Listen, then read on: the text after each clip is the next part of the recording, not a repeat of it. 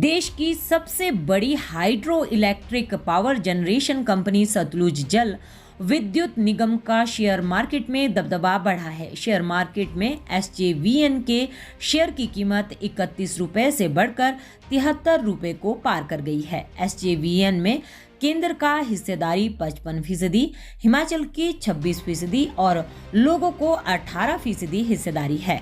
केंद्र सरकार लगातार अपनी हिस्सेदारी बेच रही है। पहले एसजेवीएन में केंद्र की हिस्सेदारी 65% थी।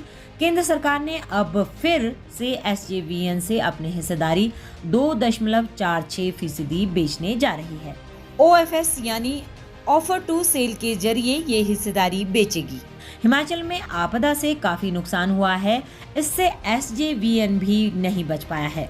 लेकिन एसजेवीएन को बरसात में सिर्फ परियोजना बंद होने का ही नुकसान झेलना पड़ा है। बाकी बड़ा नुकसान एसजेवीएन को नहीं हुआ है। एसजेवीएन ने आने वाले 3 वर्षों के लिए 10,000 MW विद्युत उत्पादन का लक्ष्य निर्धारित किया है। एसजेवीएन नेपाल सहित 15 राज्यों में हाइड्रो प्रोजेक्ट सहित विंड और सोलर परियोजनाएं लगाई जा रही है। एसजेवीएन का लाभ भी निरंतर बढ़ रहा है। तो हमारा एक प्रोजेक्ट पोर्टफोलियो था, project under operation, project under construction है, project under different stages of development. उसमें करीब 5,000 मेगावाट का था और ये बढ़कर अब 58,000 मेगावाट हो चुका है। इसमें से कंस्ट्रक्शन में 4,500 मेगावाट है, ऑपरेशन में 21,000 मेगावाट है और बाकी अंडर सर्वे इन्वेस्टिगेशन है। अब क्या टारगेट था सर जब आपने स्टार्ट किया था एसजेवीएन में एज ए सीएमडी?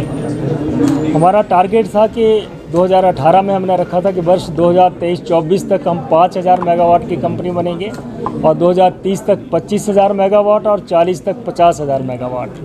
तो इसमें 2100 मेगावाट तो अंडर ऑपरेशन है और 4,500 मेगावाट जो है अंडर कंस्ट्रक्शन है, जिसमें से करीब 4,000 मेगावाट एक साल के भीतर आ जाएगा और हम 5,000 मेगावाट की कैपेसिटी से बढ़कर 6,000 मेगावाट की कंपनी एक साल के अंदर बन जाएंगे और अगले 3 वर्ष में ये 12,000 मेगावाट हो जाएगा और 2030 तक तो 25,000 मेगावाट से भी अधिक बढ़ जाएगा। सर अगर हाइड्रो, विंड, सौर अलग अलग थर्मल में बात करें तो क्या कहाँ कितनी कैपेसिटी के प्रोजेक्ट अंडर कंस्ट्रक्शन है या चला जा सकता है, हो गए हुए कमीशन हो गए? जो कमीशन है 2100 मेगावाट के करीब जो है वो कमीशन हमारे 1912 मेगावाट हाइड्रो है और 180 मेगावाट रिन्यूएबल है और जो अंडर कंस्ट्रक्शन है उसमें से 1500 मेगावाट हमारा सोलर है और करीब 2100 मेगावाट जो हमारा हाइड्रो है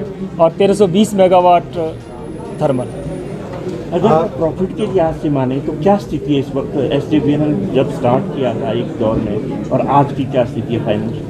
हमारा पहला प्रोजेक्ट 2003-04 में कमीशनिंग हुआ था, नाथवा झाकड़ी प्रोजेक्ट। उस वर्ष से लेके आज तक 20 वर्षों से हम प्रॉफिट में हैं और शेयर होल्डर को डिविडेंड देते आ रहे हैं। इसमें हमारा जो प्रॉफिट है पिछले वर्ष 1363 करोड़ के करीब प्रॉफिट रहा है। सर शर्मा जी आपका आई है सर, उससे काफ़ी नुकसान प्रदेश को हुआ है। एसजेवीएन को कितना नुकसान हुआ है?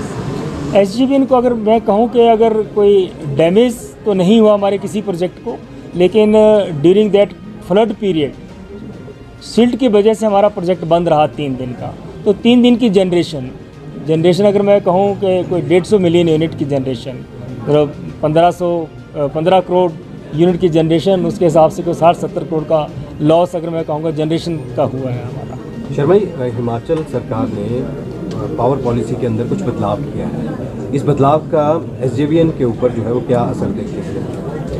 हमारी बातचीत हिमाचल सरकार से हो रही है कि जो पिछले प्रोजेक्ट हैं उनको यथावत रखा जाए, जो अगले प्रोजेक्ट हैं उनमें आप अपनी जो रिवाइज्ड फ्री पावर है उसकी दरें लगाएं तो हमें कोई आपत्ति नहीं है और इसके ऊपर बातचीत चली हुई है। रॉयल्टी बढ़ाने की जो बात की जा रही है कि वो 12% था, धीरे धीरे करके उसको बढ़ाया जाएगा, कितना सहमत है आप उनके इस विचार से? ये अभी विचाराधीन है। भारत सरकार और हिमाचल प्रदेश सरकार के बीच बात चली है, एक बैठक भी रखी गई है, उसमें क्या निर्णय होता है उसके बाद सर थोड़ा सा डिफरेंस ये भी जो इन्वेस्टर है वो कहते हैं कि उत्तराखंड में टैरिफ ज़्यादा है और स्टेटों में ज़्यादा, हिमाचल में कम है। आप लोगों को भी लगता है कि टैरिफ हिमाचल में कम है?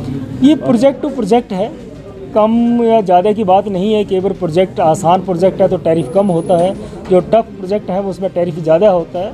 और एक बात मैं बताऊं कि जो इजी प्रोजेक्ट है वो अब हो चुके हैं, और जो बैलेंस अनहार्नेस्ड पावर है वो टफ स्टेशंस के ऊपर है, उनमें सड़कें भी बनानी पड़ेगी, ट्रांसमिशन लाइन भी बनानी पड़ेगी, कैरिज भी ज़्यादा पड़ेगी, तो उनकी टैरिफ ज़्यादा आ रही है। सर शेयर मार्केट में SJVN की क्या स्थिति है? शेयर मार्केट में जैसे मैं अपने वक्तव्य में भी कहा कि इसमें जब हमने IPO किया था 2010 में, उसमें 26 रुपये में शेयर वैल्यू थी, और इसमें 28 सितंबर 2023 को हमारी शेयर वैल्यू 73 रुपीज़ 15 पैसा है।